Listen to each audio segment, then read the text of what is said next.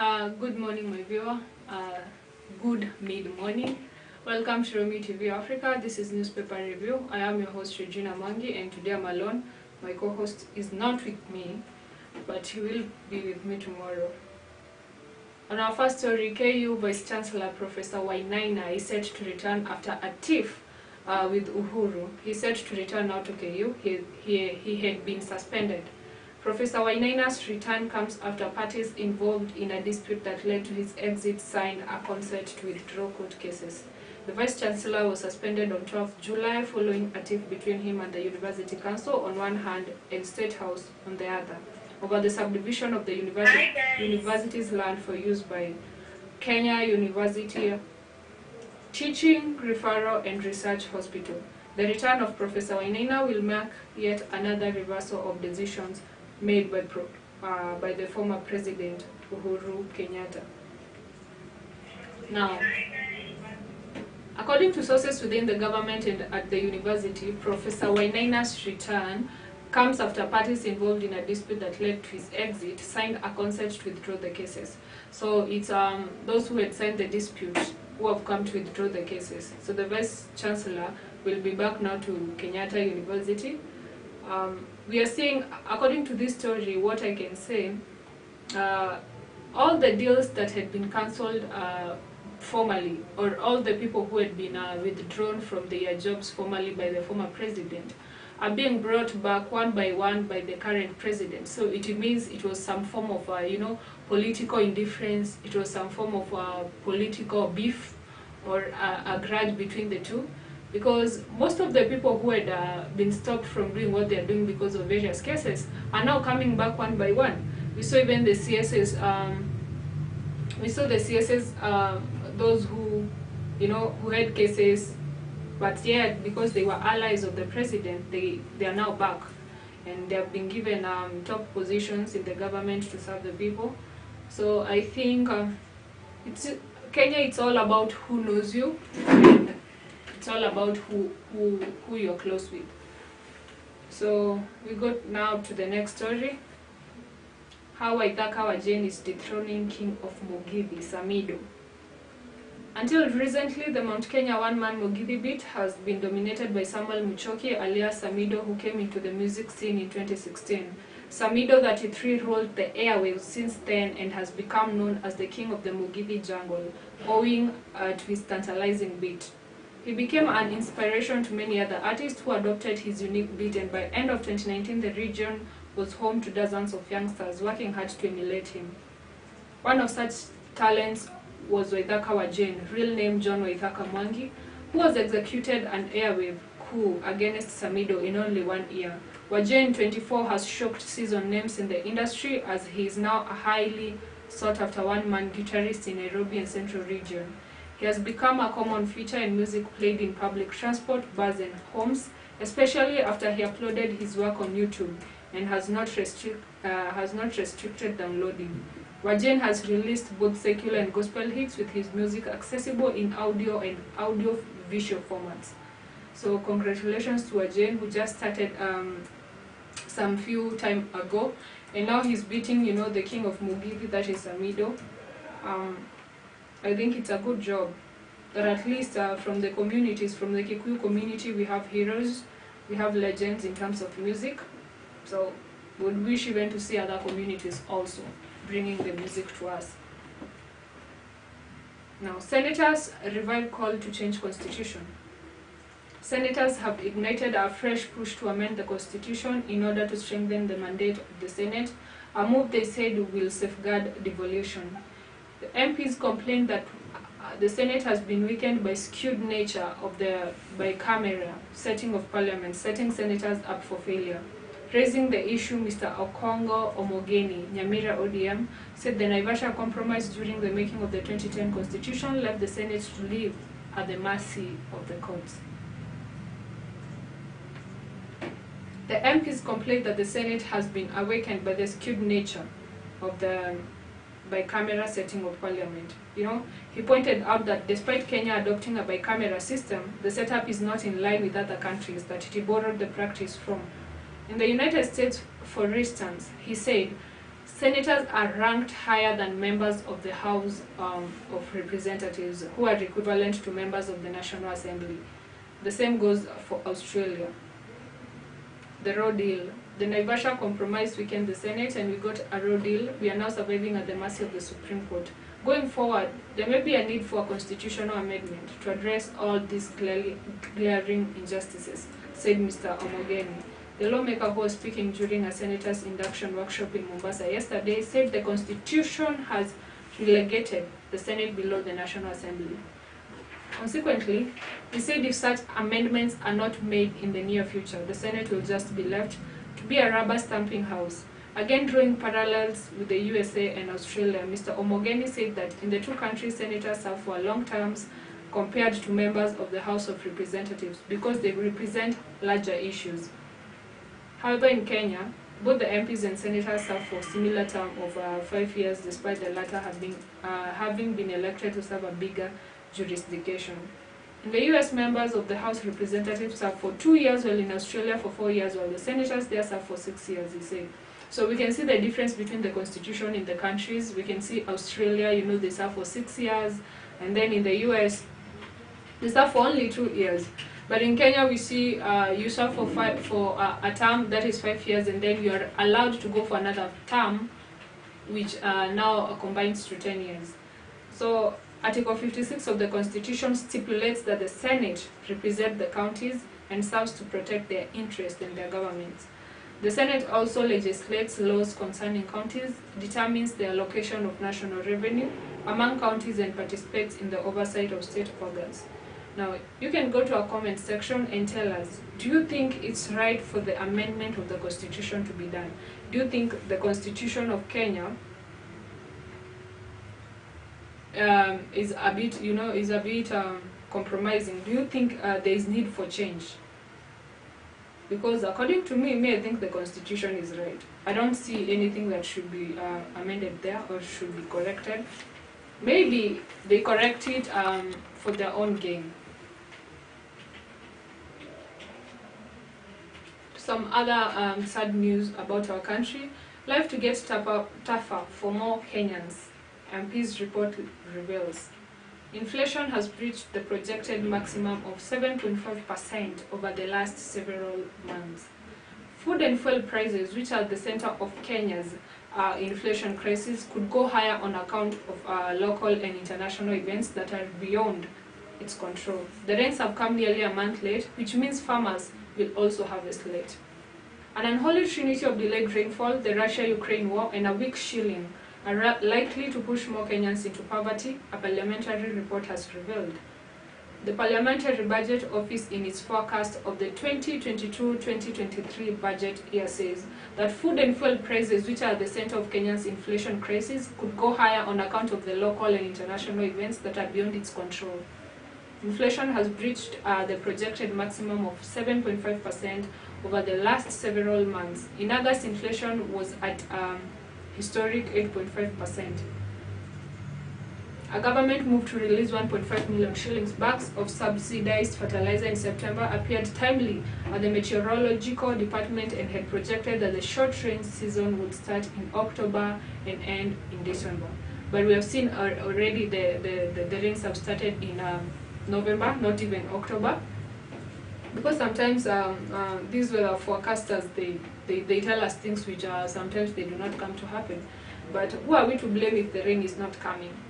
But the rains have come nearly a month late, which means farmers will also harvest late. So if the skies are are to remain open long enough to irrigate agricultural produce across the country, for Kenyans, this means that food prices may remain high for a longer time. So one of the country's worst drought spells in 4 decades has already thrown an estimated 4 million Kenyans at a risk of starvation, with President William Ruto directing his administration to dedicate 2 billion shillings towards fighting starvation. The Parliamentary Budget Office has warned that Kenya has already exhausted the billions that were allocated to food and fuel subsidy programs. These drought conditions appear likely to persist for the rest of the year, as the Meteorological Department predicts below average rainfall in the October to December 22 short rain seasons. So the government is therefore expected to the government is expected to provide adequate resources, not only towards drought mitigation measures such as relief food, but also towards long-term food security measures. Yeah, I think the government should be so serious on this, because where are we going to go as a country? Already we have the debts that we are owing the other countries like China.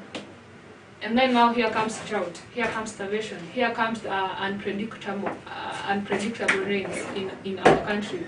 So where are we headed as a country? Food for thought, and a question to really take serious about, because in the current financial year, Kenya's debt repayments have increased from 850 shillings billion to 1.3 trillion shillings. The figure is expected to increase to 1.8 trillion in the 2023-2024 financial year. So the debt we already owe is likely to increase. But my urge is this to the president: we can use what we have at the moment. Times may be tough, the economy may be tough for us, the economy may be lower, the economy may be high, cost of living may be so high even to some Kenyans. But we can at least, suffer for now, for a long term, for a long term enjoyment. Because if we keep borrowing these debts, then it only means we can even be, closed as a country from borrowing. We can, they can even take us and collaborate us. So, we have to use what we have as a country, so that we can be able to at least even pay slowly by slowly what we owe, instead of borrowing and borrowing, adding on top of other debts, and yet our cost of living is so high. There's starvation, there's drought. Kenyans are at a risk of great starvations and big drought seasons, and even the rain is unpredictable. We need to reason on this.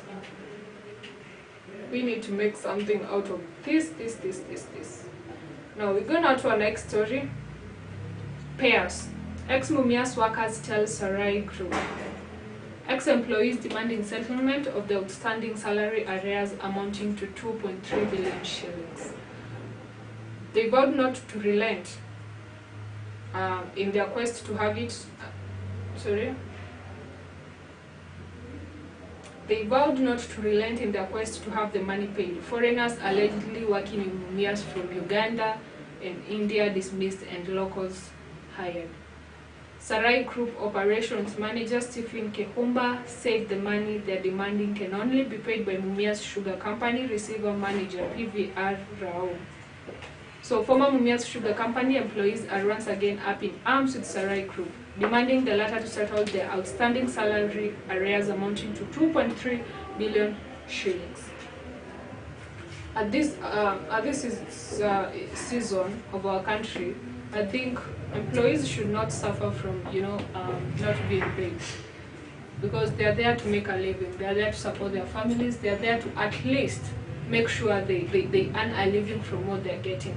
So we have seen production of sugar, but if we keep things may be tough, but again there are people whose lives are tougher, and as a company you should make sure that all your employees are well allocated, and you're not supposed to go for almost 3 months without paying employees. That means the management is poor, and the financial department is also failing at some point.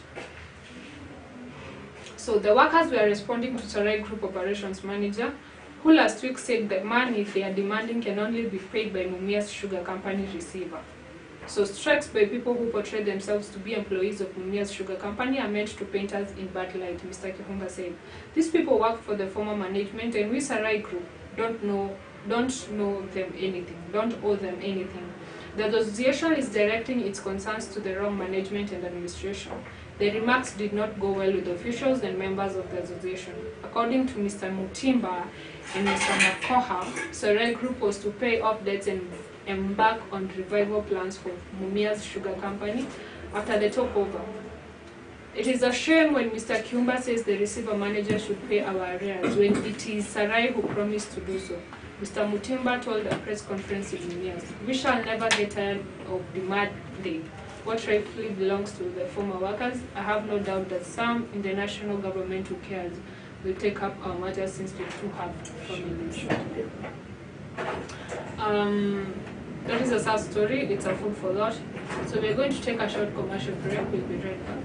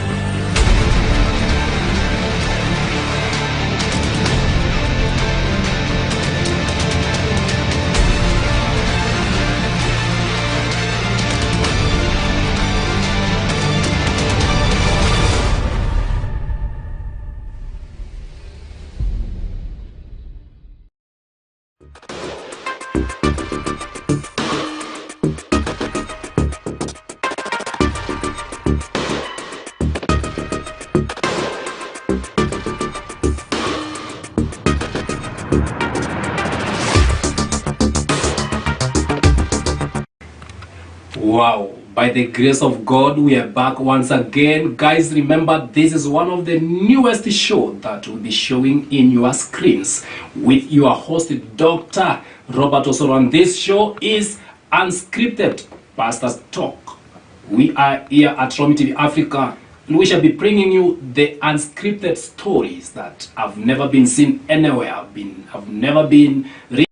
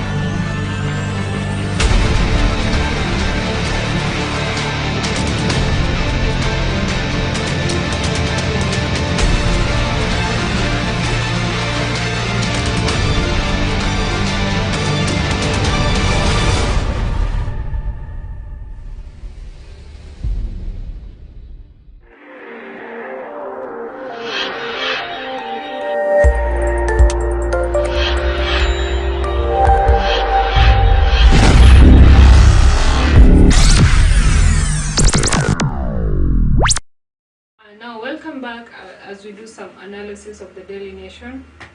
Welcome back, welcome back. Now, a man who posed as a passenger to lure a boda rider into a trap and violently robbed him of his motorcycle has been sentenced to death. Tigania Principal Magistrate Paul Wachuli ruled that Moses Kirimi was part of a three-man gang that menacingly robbed Mr. Boniface Mwika on Jamhuri Day last year. The magistrate detailed how Karemi was placed at the scene of the crime through data from his mobile phone, which had been used to pay for the victim's fuel via M-Pesa.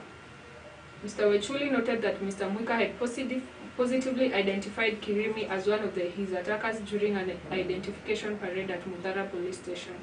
The boda rider had told the court how Kirimi approached him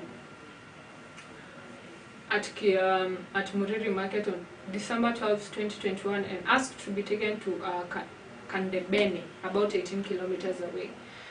But on reaching Kiare on the Muriri Isiolo Road, far from the initial destination, he told Mr. Mwika that he had reached his journey and asked him to stop. It was then that the rider was accosted by two other people on a motorcycle and they blocked his way. They were armed with a panga. They were armed with a panga and a sword, threatened to harm Mr. Mwika, while Kirimi was also turned against him and tried to snatch his motorcycle's ignition key. Insecurity is so much, common in our country. I wonder what the government will do to make sure that the country is safe for our people, to make sure that our people are protected.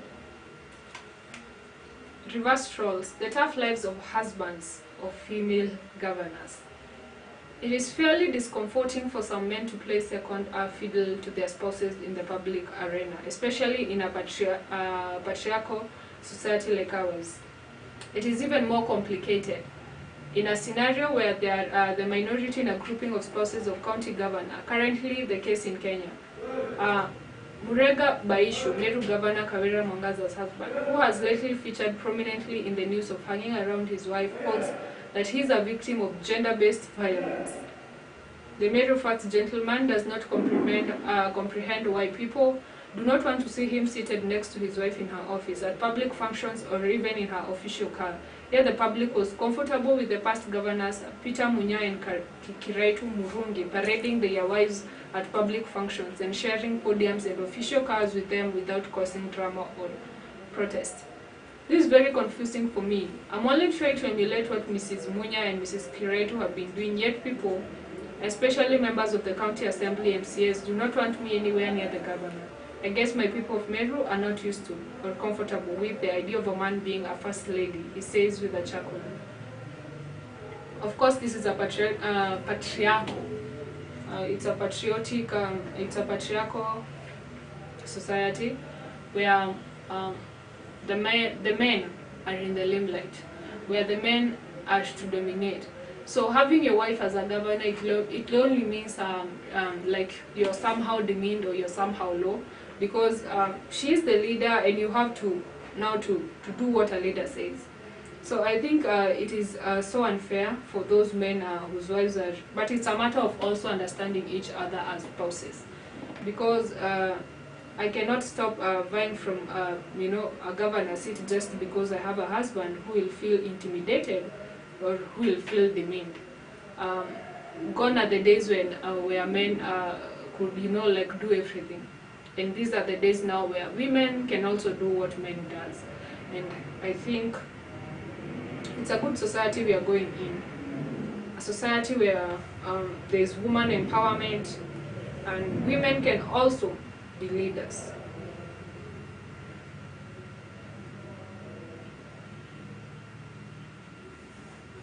Ethiopia Tigray war parties agree pose expert insights into 2 years of devastating conflict. The main combatants in the 2-year Ethiopia Tigray war have announced a dramatic pause in hostilities. What started on November 3, 2020 as a swift armed mission by Ethiopian Prime Minister Abiy Ahmed to bring the rebellious state of Tigray to order soon degenerated into a humanitarian nightmare in which innocent civilians have been killed and many more rendered homeless or destituted. As many as 500,000 people had died as a result of war-related violence and famine by late 2022. In 2021, Ethiopia reported 5.1 million internally displaced people in 12 months. This, according to a report, is the highest number internally displaced in any country in a single year.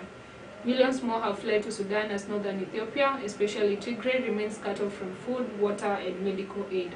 Over the course of the war, various scholars have written important articles for the Conversation Africa on the war and its devastating consequences. Now, I think first we have African Union's failure to broker peace, why Tigray's army is holding off the onslaught, the history behind aid blockades, and healthcare workers on a fair game, centuries of the world's history at risk. And I will quote, "It is a famine induced by the closure of the borders of Tigray by Ethiopian, Eritrean, and Somali forces, reinforced by militia from Ethiopia's Amhara and Afar ethnic groups." So this is all about ethnicity, this is all about wars. There's no country that is perfect in terms of peace, in terms of collaborating with each other. But I think Ethiopia should find a way of dealing with the food and water, you know, like blocking other people from, you know, common mwananchi and common civilians living their life the way they're supposed to live. Because when a country is full of war, then it means it cannot continue. It cannot go on and on and on and on. Now, 22 unclaimed bodies at Kenyatta National Hospital set for mass burial. This is a sad story. Yesterday we heard about Mama Lucy, and here now we are back at now the main, the eyes, the you know, the top hospital in the country, Kenyatta National Hospital, and we are finding 23 bodies for mass burial. The bodies will be buried in one grave because no one has stand up to collect any for the final rites. Relatives and friends have 21 days to get the bodies, with the reports indicating that authorities are already seeking consent for burial in order to create room for more at the crowded mortuary. According to a list released by the KNH Chief Executive Evanson Kamuri, children are the most affected group by this seemingly growing problem. Loved in life, alone in death. This statement captures the status of 2017 children and 16 adults, 217 children and 16 adults, whose bodies have been lying at Kenyatta National Hospital mortuary in Nairobi for 4 months.